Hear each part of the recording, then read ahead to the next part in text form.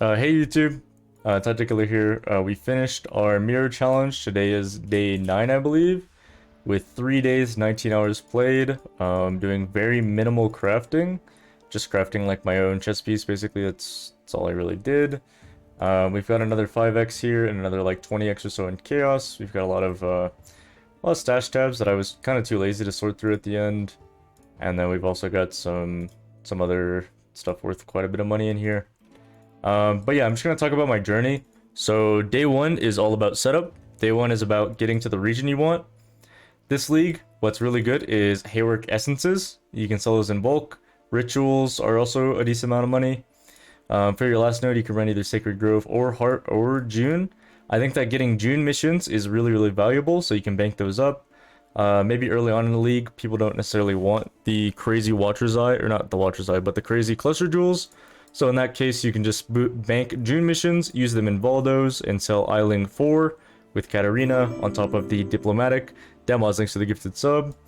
Other than that, you want to get your hidden region set up as soon as possible. So day 1 and 2 of a new league and of this challenge should really be getting high bonus objective. Atlas Awakening, whatever, doesn't really matter. You want remnants of the past. This is really important. And then your strategy depends from there. So this is pretty much like guaranteed almost no matter what you're doing. From there, I chose to do Shaper Guardians. So I bought a bunch of Shaper Guardians. I would run those. Then I would run the Shaper. And then I would use those Uber Elder fragments to run Uber Elder. And sometimes I ran the Feared. So I'd run like the whole Cortex shebang. Because I was like bossing a lot, I wanted to get Gaze into the Abyss, Guardian's Aid, +1 Awakening level, and Synthesis maps drops kind of help. Other than that, you could go Atlas missions. But yeah, you really want to choose stuff that is built around your strategy.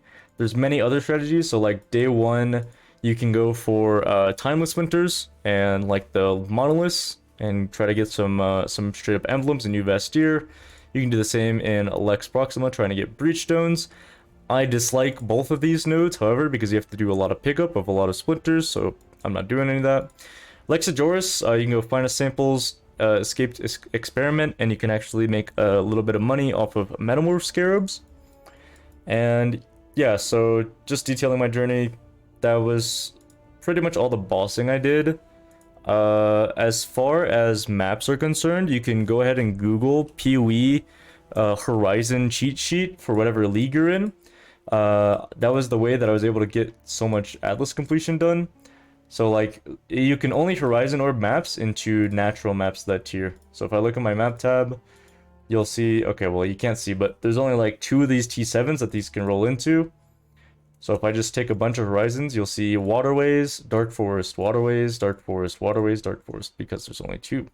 So you can only Horizon into the natural ones. This really helped with Sustain, or not with Sustain, but with filling out my bonus objective, which equals Sustain. You really want to get as many maps as possible, just because maps sell really well. I sold a lot of maps for thousands of chaos, at about 8 chaos each, T14 through 16. And the only other thing I wish I did was utilize my master missions better. So I was thinking of going Glenitch Canes, or yeah, Glenitch Carns with these architect rooms, because double corrupt rooms are worth 1x each. So I had 29 missions that would have equated down to like, what is that? 29 divided by 4 would be 7. I could probably squeeze in 8 using a couple yellow missions. So like 8 Alvas, 8 temples. That's probably around like 5x or so. We could definitely get way more Junes, especially if I had Gut Instinct here. With these 21 June missions, that probably could have been another 10x plus. And then the Zana missions as well. You can use these Zana, Paths Not Taken, or Echoes of War, both if you wanted to, but all these other nodes provide you too much value. If I decided to not farm Shaper Guardians so much, and I decided to do Valdo's Rest, I would definitely take out Gaze in the Abyss, Guardian's Aid, probably go Thaumaturgical, Secrets of the Stone, and then maybe take something else out, like Neural Pathways for +1 Sextant, because Sextants are really good.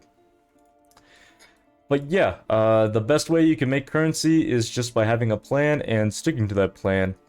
As far as Atlas was concerned, I could take out my stones. What I did originally, or what I should have done, is you want to get a stone from each of the outside regions. After you get the first one, you'll put one in the middle. So like, say like Valdos, Then after that, you put 2 somewhere else. So you'd have like 2 here, 3 here, 4 here. And you would just keep going up. And then you would fight Awakener. And you would put 4 on each of the outsides after that. And you'd fight Awakener each 4. I decided to try something new. So I actually had an idea that I would run the outside regions first. Be a little quirky, be a little unique, a little, you know, special, if you will. And I decided to run the outside regions first. And this kind of backfired because I thought what would happen is that I could run these outside regions and then that would complete 16 conquerors. I would have 4 more, so I'd do like 4 in like, I don't know, Glenitch or something like that. Then the very next one after that, after you fight Awakener, you no longer fight 3 maps, then a Conqueror, 3 maps, then a Conqueror, 3 maps, then a Conqueror. You fight like a lot of maps and then a Conqueror. Anywhere from like, I think it's like 5 to like 9, maybe even like 11. I don't quote me on that one, that might not be correct, but either way, you fight a lot more maps. So I thought that maybe I could fight like the 10 invitation from Maven before I could actually fight Awakener again, before I had to move regions. This didn't happen because I dropped a lot of duplicates of maps, so like I would run on like a lot of canyons before I had like anything else. 579, thank you chat. So I actually had like quite a few duplicates of maps, and I came kind of sort of close, but not really. I kind of cheated with a bunch of watchstones, and the issue I had with going on the outside region was that going from some of these outside regions to the other outside regions was really, really difficult. So it was like really difficult to go from like 0 stones on the list to going to like 1 stone over here, because the only way I could get it was from a tier 5 map or from a tier 4 boss. So that was really annoying. The only other thing to note about doing leapfrog is like, let's say that you have like 1 stone here and 2 stones here. The highest tier here, like a tier 7, is the same, or might have some overlap. It definitely has some overlap with some of these other regions. So like, let's say that you have 2 stones, 1 stone Valdo, 2 stones in Glenitch, and then 3 stones in Lex Proxima. Let's say you have that. This map in Glenitch, T11, is the same as like these T11s. And so when you're running like these T10s over here, you want to be extra careful not to like go to a different region first. So you'll get like your 4 stones here, 4 stones here, and then 4 stones here. You do not want to get 4 stones here, 2 or 3 stones here, and then accidentally run a map over here, because then you have to put 4 stones in later. So yeah, that's it. That's me talking about my journey to a mirror in like, what was the time? 4 days played? Yeah, just about.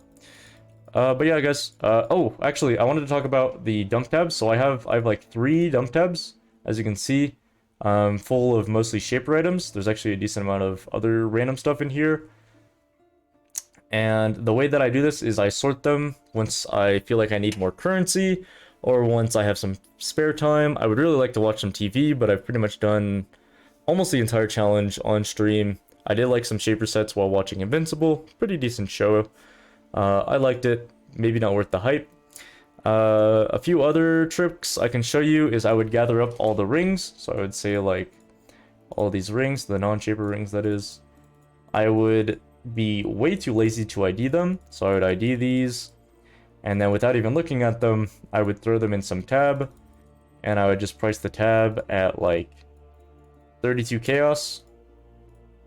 If I get an insta PM, it means that one of these is worth a lot more than what I priced it at. But a lot of the times, you'll just sell these garbage rings for very, very cheap. On top of this, you know, if someone insta PMs you and you don't think it's really worth it, you can just sell it to them anyways. I've done that plenty of times. Other than that, you can just decrease the price over time. So I take this down to like 23, lower and lower. And yeah, that's what I eventually ended up doing with these tabs here. I did have like a tab where I sold a bunch of shaper stuff. I like to have minimum of like 3 to 4 chaos of tabs. This way, between maps, if there's ever any downtime, so like I'm about to leave a map, I just invite somebody, make them wait a second, or, you know, I'm already in my hideout, I'll just trade with them then and there. I got a lot of currency that way, but if you don't like doing 3C trades, you could do, you know, your threshold at 7C. I would never ever trade for 1 chaos or less, or 2 chaos. Maybe on league start. but at that point I'm already doing chaos recipe. I learned that crafting is super profitable. Look at PoE Ninja, look at the top builds, look how you can craft those items, or use Craft of Exile, and you will make a lot of money.